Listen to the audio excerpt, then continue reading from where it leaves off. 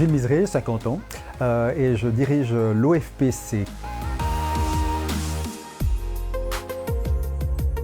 Qu'est-ce que l'OFPC? C'est un office qui développe le secteur de l'apprentissage pour les jeunes et les moins jeunes. Alors ça implique beaucoup de choses, hein. Ça implique de la promotion, ça implique de l'orientation, ça implique du suivi, mais c'est véritablement ça l'enjeu, c'est développer le secteur et maintenir et développer le secteur de l'apprentissage. Alors j'ai commencé avec un apprentissage, comme beaucoup de personnes en Suisse, hein, qui commencent avec un apprentissage, moi dans le domaine de la terre, l'horticulture, l'agriculture, ensuite une école d'ingénieur et une formation à l'université de Neuchâtel et Genève, et puis un petit parcours à la haute école de gestion à Genève. J'ai travaillé dans le secteur privé, au bureau d'ingénieur, et puis après j'ai rejoint la HES, et puis diriger un centre de formation, le centre de formation d'ailleurs de l'Hulier, le domaine où j'ai appris mon métier de base. Alors il y en a plusieurs au-delà des collaborateurs qui m'ont chaleureusement d'ailleurs accueilli, et j'ai été profondément marqué par cet accueil.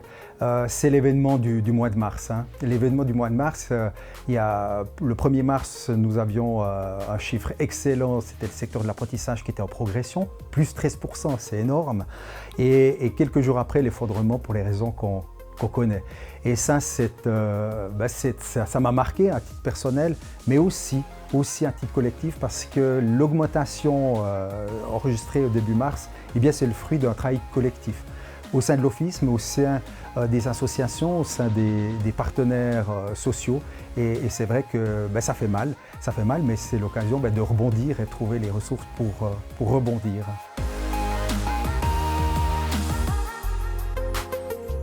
Je crois que c'est pas que l'OFPC, hein, c'est toute l'économie, hein, qui est en lien avec le développement durable. Encore faut-il préciser ce que c'est le développement durable. C'est l'association entre l'économie, évidemment, le volet social, et en intégrant la dimension environnementale. Et ces notions-là sont de plus en plus intégrées, que ce soit dans l'administration publique ou dans l'économie privée. Et la question de la formation professionnelle qui est en lien direct avec l'économie, puisque tous les 5 ans, les plans d'études sont révisés, et cette notion de développement durable sont immanquablement intégrées dans les cursus de formation.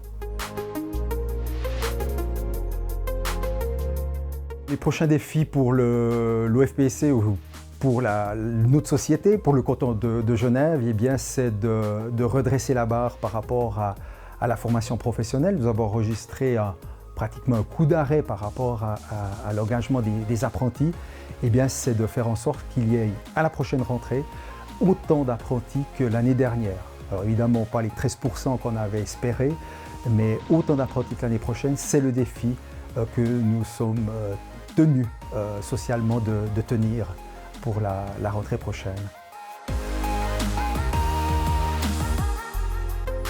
L'envie, elle est pour moi viscérale, puisque je l'ai vécu, c'est de commencer avec un apprentissage, de poursuivre dans le cadre d'une haute école, l'université, c'est de permettre de pouvoir rebondir. Et cette magie, c'est vraiment une magie de la formation professionnelle, c'est magique, puisque cette formation nous permet de rebondir, de suivre ses aspirations, ses envies, en regard des opportunités aussi, de pouvoir évoluer. Et ça, c'est quelque chose qui me tient, que j'ai vécu et que je souhaite évidemment contribuer à son rayonnement. Alors là, je prends la comparaison du Tour de France qui est en décalage par rapport à l'actualité. Eh bien, nous avons un léger décalage, faut-il le relever.